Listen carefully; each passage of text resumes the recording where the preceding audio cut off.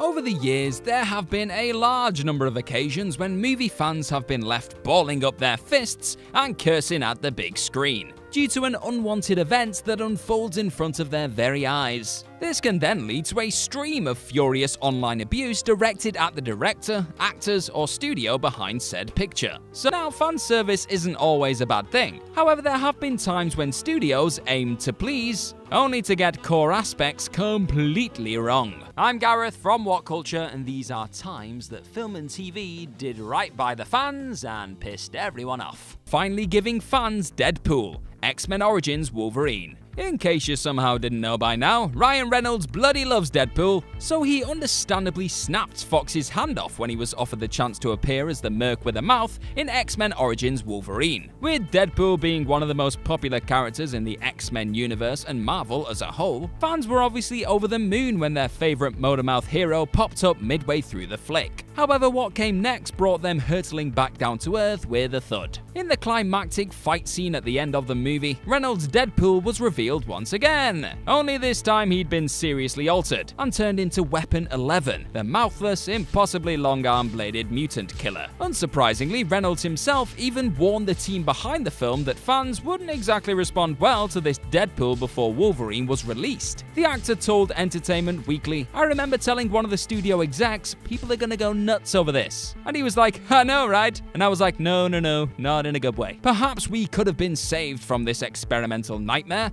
had the studio actually listened to someone who knew something about the character. Delena, the Vampire Diaries. A major selling point of the early seasons of The Vampire Diaries, a show where a town full of insanely attractive people end up embroiled in a world of mystical creatures, was the tension between its three main characters. Elena was in a relationship with vampire Stefan.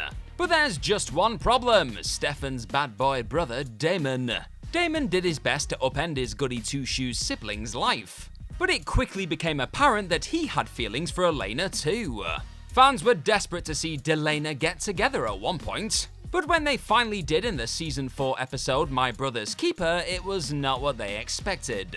The show became way less interesting once the tension between Elena and Damon had gone, as it became abundantly clear that the characters simply weren't a good fit for each other.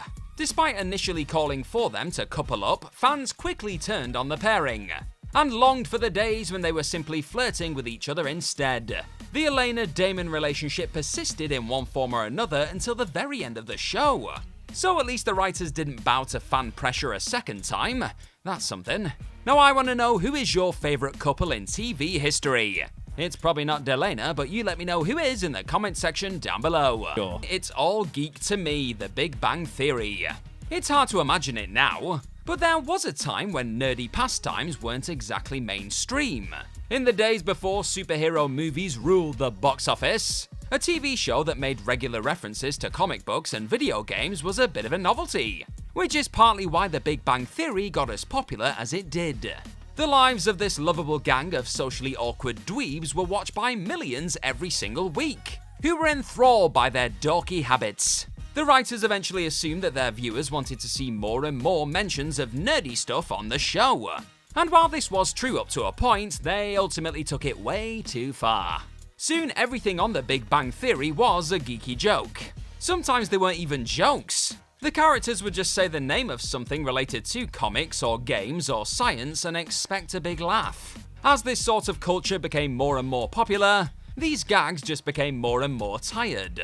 In the end, The Big Bang Theory quickly became a parody of itself, and many people decided that they just had enough. Treating MCU fans like children, Ant-Man and the Wasp. While the population-wiping actions of Thanos were still fresh in the mind, one question was on the lips of every MCU fan going into and during Infinity War. Where the hell is Ant-Man? Hawkeye sat the film out too. But the only thing we got insofar as an explanation came from Black Widow, as to how the pair took a deal and were on house arrest. This mostly tied people over in the moment, but Where's Ant-Man had become such a notable talking point, Ant-Man and the Wasp decided to address it head-on, coming when Agent Jimmy Woo gets chastised by Lang's daughter Cassie as to what's going on with her father. We get a notably protracted explanation of each event leading to that moment. with the only humor being derived from how belabored and meticulous the explanation is. The only interpretation feels like Peyton Reed and the writing team being all, "Oh, you cared about this and wouldn't shut up about it? Well, here's your explanation, you children."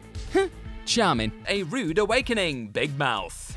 Debuting on Netflix in 2017, Big Mouth is an animated sitcom set in a high school, which tracks the lives of a bunch of teenagers going through puberty.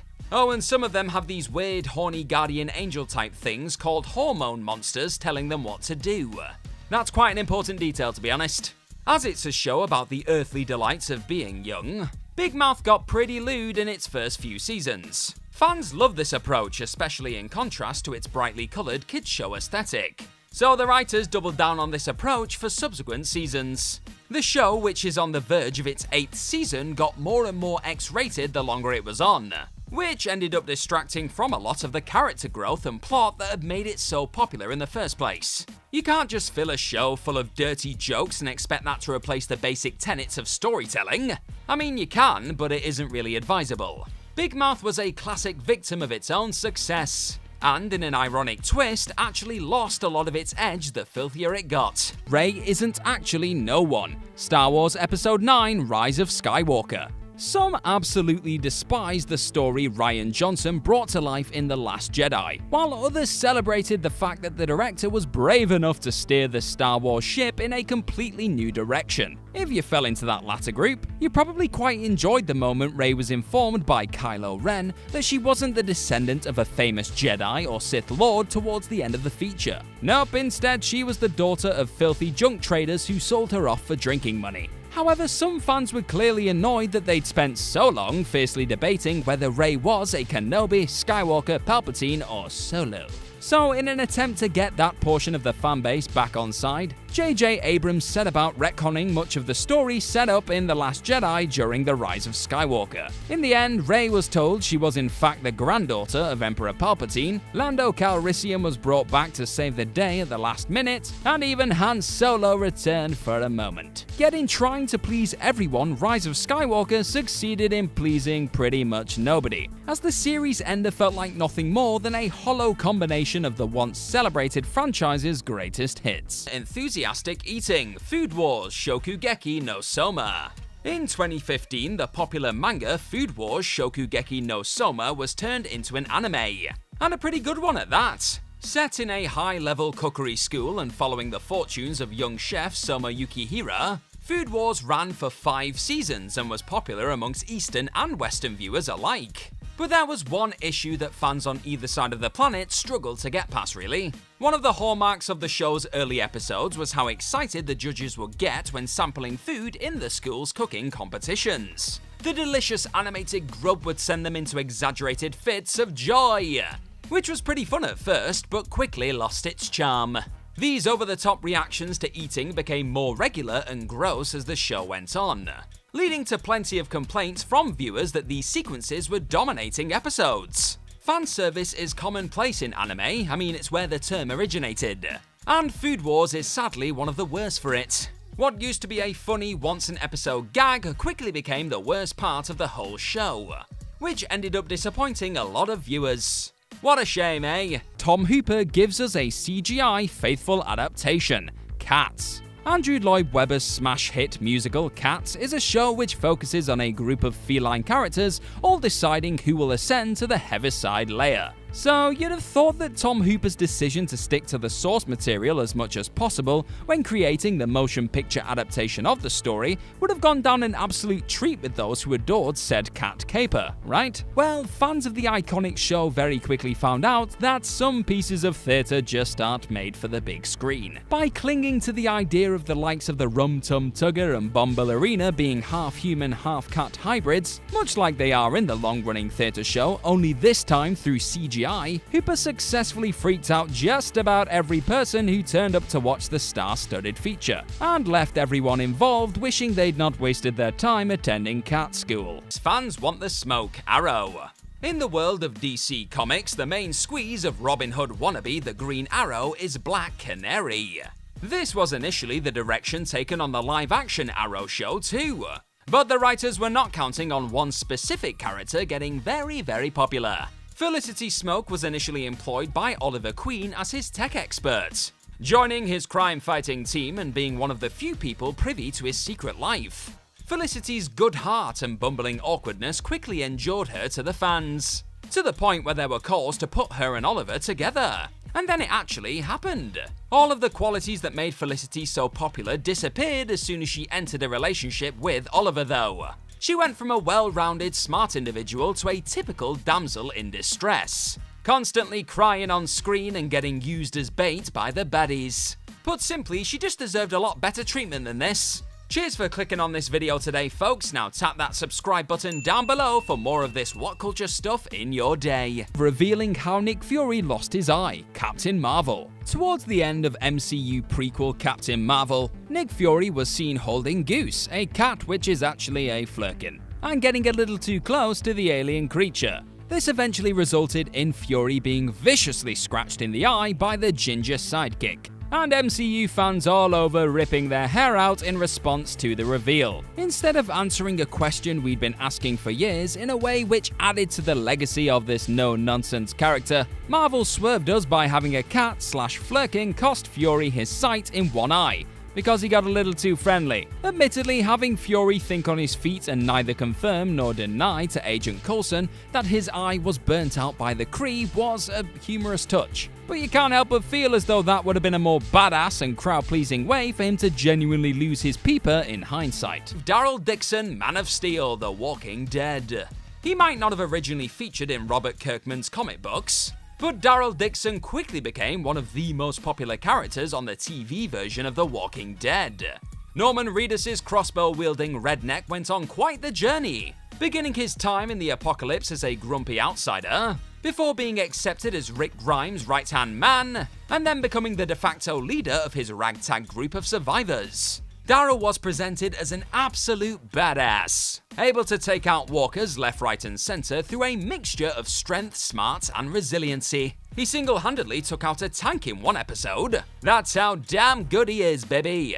As the series progressed, however, Daryl's antics became more and more far-fetched. He got shot, stabbed, beaten up, surrounded by zombies, and yet the hillbilly hero just kept on coming back. This plot armor became a real issue amongst Walking Dead fans who still liked Daryl, but were concerned that his acts of daring do were now too ridiculous to be believable. Hopefully the creators won't do anything else to overexpose him, like, I don't know, give him his own spin-off or something. Shoehorning Venom into a Spider-Man movie, Spider-Man 3. After the commercial and critical success of the first two Sam Raimi Spider-Man features, people all over the world simply couldn't wait to see which villains would be locking horns with the web-slinger in Spider-Man 3. If the announcement of the Sandman/Flint Marco wasn't enough, fans were beside themselves with excitement when news broke that everyone's favorite symbiote would be making their big screen debut too. However, in trying to give the Spidey fanbase too much of a good thing, the third outing for Tobey Maguire's Peter Parker ended up suffering from supervillain fatigue. If Raimi had just focused on Parker's heartbreaking relationship with his best friend Harry Osborn, and the revelation that Marco was actually Uncle Ben's killer, Spider-Man 3 would have likely stood proud alongside the previous two films. In the end though, Eddie Brock and Venom felt like they were just shoehorned into the movie for the hell of it, and this version of the character left a bitter taste in both casual and die-hard Marvel fans' mouths. Harmon Hangover Community. The sitcom Community, which was about a mismatched group of students at a community college, was a huge hit, thanks in no small part to the stellar writing of creator Dan Harmon. And then Harmon got fired after its third season. New showrunners Moses Port and David Garasio had an uphill battle on their hands for season 4. How could they capture the same Harmon magic without the man himself? How about a desperate attempt to copy him without any of the flair or nuance? Yep, that'll do it. The fourth season of Community felt like somebody trying to recreate a Van Gogh from a grainy low-res photo. Even with all the talent in the world, the artist never stood a chance, and it was obvious from a mile away that this was little more than a cheap imitation. Fans saw right through this blatant attempt to pander to them, and the show got negative reviews for the first time in its run.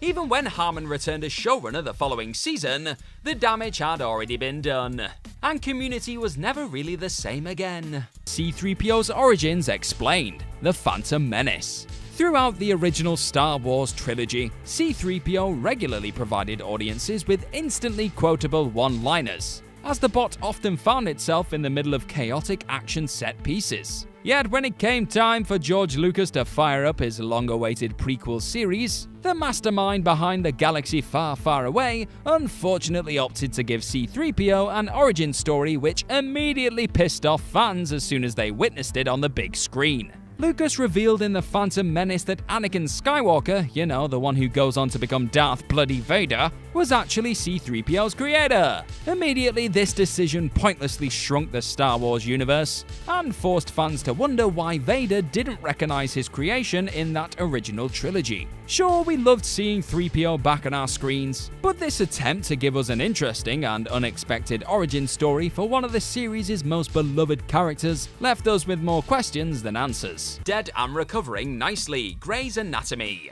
Medical drama Grey's Anatomy has been on the air for a really long time.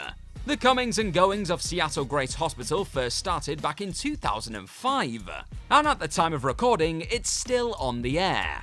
Meredith Grey, the character the show is named after, isn't even a series regular anymore. That's how long it's been.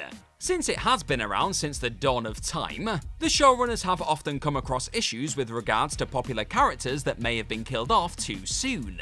Nostalgia for these fallen favourites has only intensified over time, and the writers continue to cave to audience demands by bringing them back. Denny, Izzy's former love interest, returned as a hallucination for several episodes in Season 5. Patrick Dempsey's beloved Derek Shepherd came back in a COVID-induced dream in Season 17. And then there's the episode Flowers Grow Out of My Grave, which revived 5 deceased characters in a montage. 6 if you count Doc the dog. This trope has ironically been done to death by the show, becoming less and less effective every single time.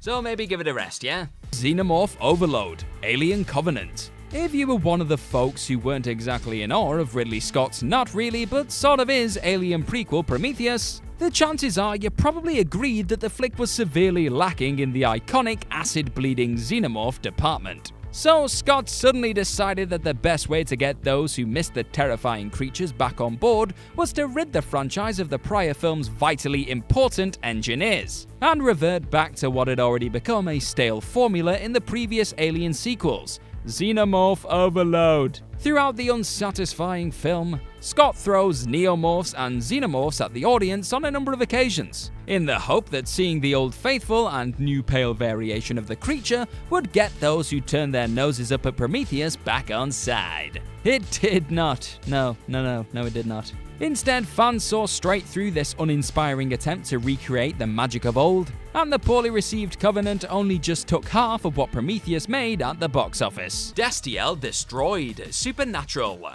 Back when blogging site Tumblr was at the peak of its powers, Supernatural was one of the most popular shows on the entire platform. The ghost hunting adventures of Sam and Dean Winchester were everywhere on the website back in the day, as thousands of dedicated blogs posted their thoughts and feelings on what the show would do next. As is the way on the internet, ships began to form between the characters, with one of the most popular being between Jensen Ackles' Dean and Misha Collins' Angel character Castiel. Destiel, as it was known, was little more than a fan theory for the longest time, until one day it became official. In Season 15's Despair, Castiel finally declares his unabashed romantic love for his human bestie. Hooray! Oh, hang on, he does this on his deathbed. Unhooray. Giving the fans what they wanted only to snatch it away immediately after felt like a huge betrayal by the show and turned a lot of viewers off. Destiel should have been done properly or not at all, as this choice felt very much like the creators just having their cake and eating it too. The horrific twist, Ghost in the Shell. One of the most legendary and iconic Japanese animes in the history of cinema, the immaculate Ghost in the Shell getting remade for a Western audience was met with pretty much all-out hatred. Yeah, that was it. Even worse, while there's a whole conversation on how to westernize an IP, I'm gonna sidestep here, scores of fans hated that Motoko Kusanagi, also known as the Major, was being played by Scarlett Johansson. They argued the role should have gone to someone Japanese, who could have used the platform to showcase greater diversity across Hollywood blockbusters. The movie's response? Well, they heard you, but the film's twist was one of the most cack-handed attempts at fan service in quite some time. Turned out, near the close of the film, ScarJo's brain originally belonged inside a Japanese schoolchild called Motoko Kusanagi. Only through unwilling experimentation did it get placed in Johansson's body, resulting in the version we see in the movie.